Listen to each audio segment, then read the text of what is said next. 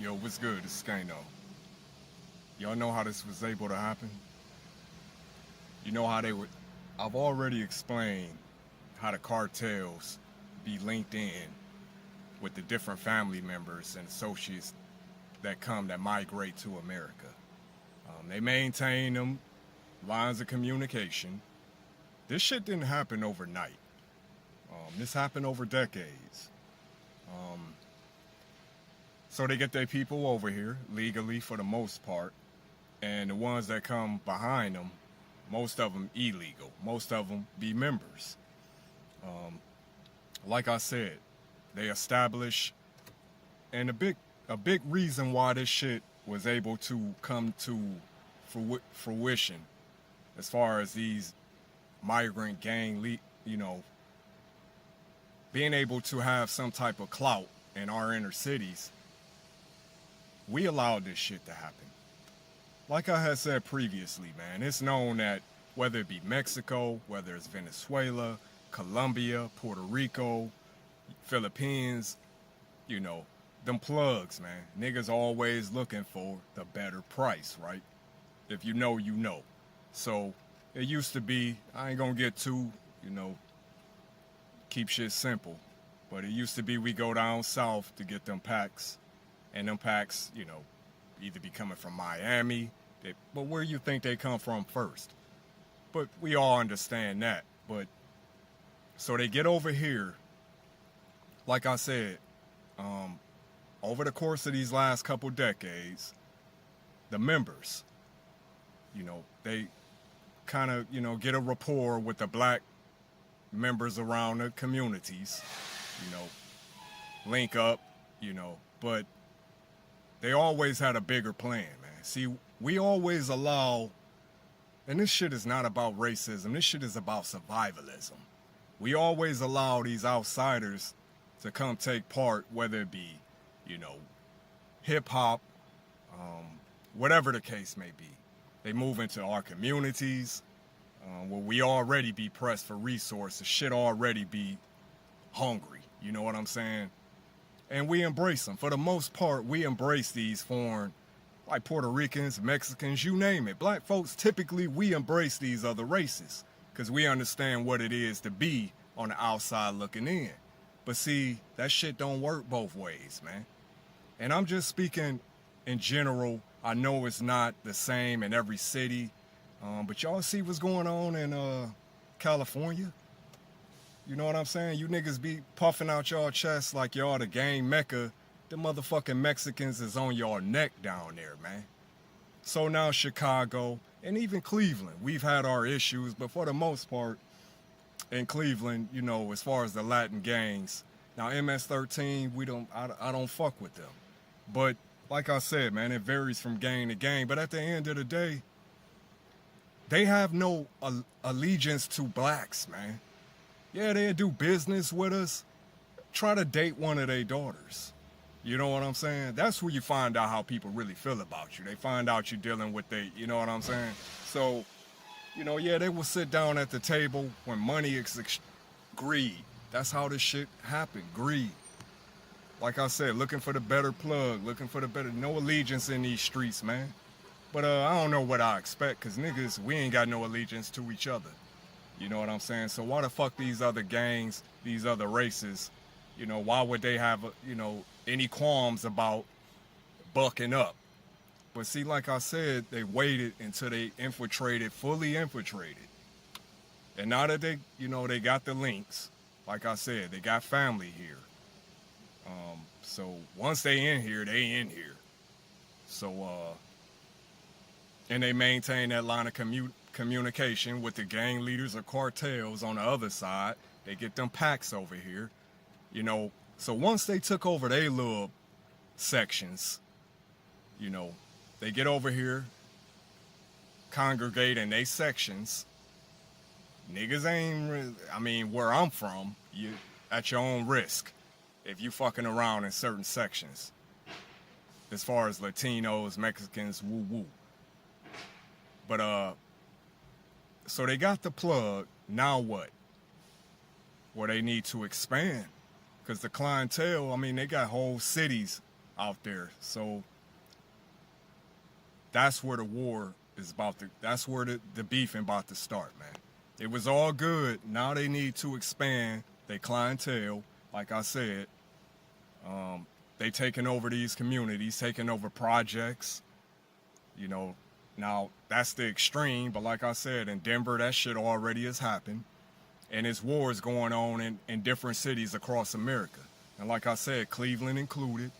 Although for the most part, like I said, ain't shit really popping with that in Cleveland. But so you got No Limit Cairo just got knocked, you know, with a switch. And obviously the word on the street is he out looking for them Venezuelan members, you know what I'm saying, that stepped on homie. And like I said, this shit about to be up, man. It's up now. And it's gonna be stuck up. If it ever was a time for you niggas to stop killing each other, for gangs to just unite, and it's been so much talk over the years, I mean, even within our own set, because like I said, man, all Crips don't get along. You know, it's different sets, like Wolf Street, Grape Street, Hoover, and we sometimes it's beef with other members of the same gang, man, on different sets. And the shit get complicated, man. And like I said, being that we don't have the structure that, and that's crazy that these motherfuckers come from over there and they more structured than us in our shit. You know what I'm saying? But they understand that's the only way they gonna survive. That's the only way. So they own that shit. So like I said, man, Chicago about to be turned the fuck up. You niggas better stop worrying about, you know what I'm saying, 63rd and 61st, BD, GD, fuck all that. Philly, you niggas too. You know what I'm saying? Coming to a city near you, man. I'm telling you. A lot of niggas is just sleep on this shit. A lot of you niggas is doing business with these motherfuckers. And I understand, you know what I'm saying? Like I said, man, we already know what them plugs. I don't care if you're getting it from New York, if you're getting it from down south. The plugs is, you know what I'm saying? Them immigrants at the end of the day. So they kind of got a stranglehold on the dope game. You know, so niggas kind of like, it's like a reluctant partnership. But now that what they want to do is just eradicate niggas from the dope game.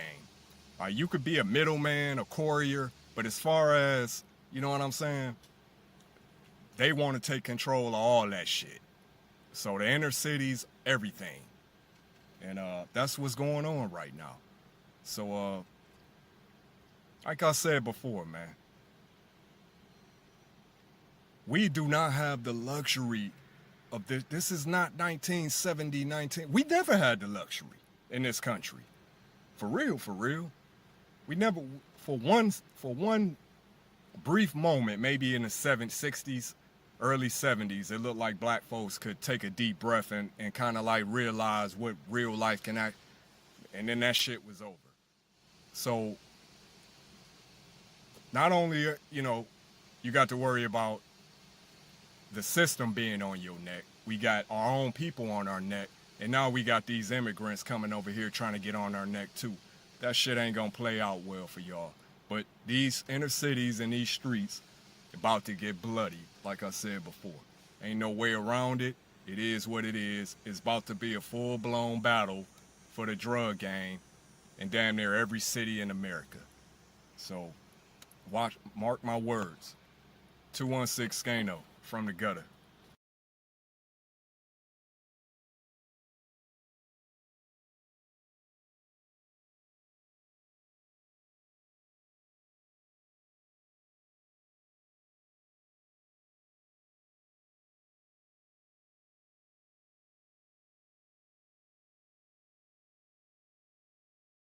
I thought I was so nice.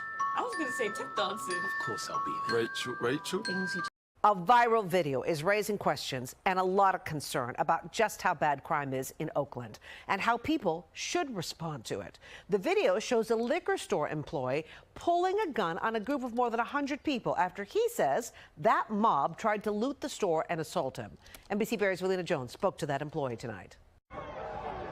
Take a look. This video posted to multiple websites shows a group of hundreds of bikers taking over the street in front of Golden Hour's liquor store around 4:15 Saturday afternoon.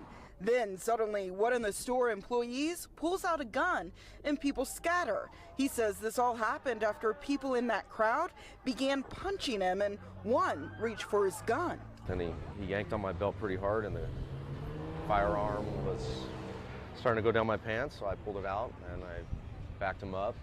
I backed them all up. Robert says he didn't plan to hurt anyone. He also says what you don't see in the video is multiple people repeatedly attacking him, pulling out knives and attempting to steal from the store he works in. Once the group started to leave, he says he was punched again. Just, bow, just hit me right in the face. And then I went like this and I heard somebody out here shooting in the air, and then they took off then. Robert says he was detained and questioned by police while the group made up of mostly kids and teens got away. He believes the group is part of a regular organized bike event involving people from other cities. I'd like to see the organizers of these events have a little bit more accountability, you know? Let's be real here. Somebody put this together, somebody brought this here, right? And this is the result. And from what I understand, this is a typical result. Philip Gums also saw the group move past his store, which has been shot at and vandalized in the past. He says crime is driving businesses like his out of Oakland. I've stopped all kind of robberies from my friend's store here, you know, and it's unruly and people don't come here anymore. Councilmember Noel Gallo is calling for city cameras to be reactivated and a larger, more visible police presence. It's complete insanity, disrespect for the city, and we need more, definitely need the police to take action. OPD says officers are investigating the gunfire, but have not made any arrests.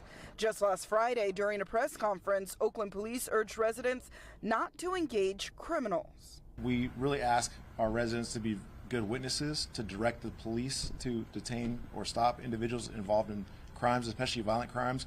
What we don't want is we don't want our residents to become victims themselves. It's advice those confronted with crime feel doesn't add up. You're supposed to let them take the merchandise, right? So then what's next? You let them take the money? Then what's next? You let them take our lives? Then what? Then they're going to say you shouldn't get involved?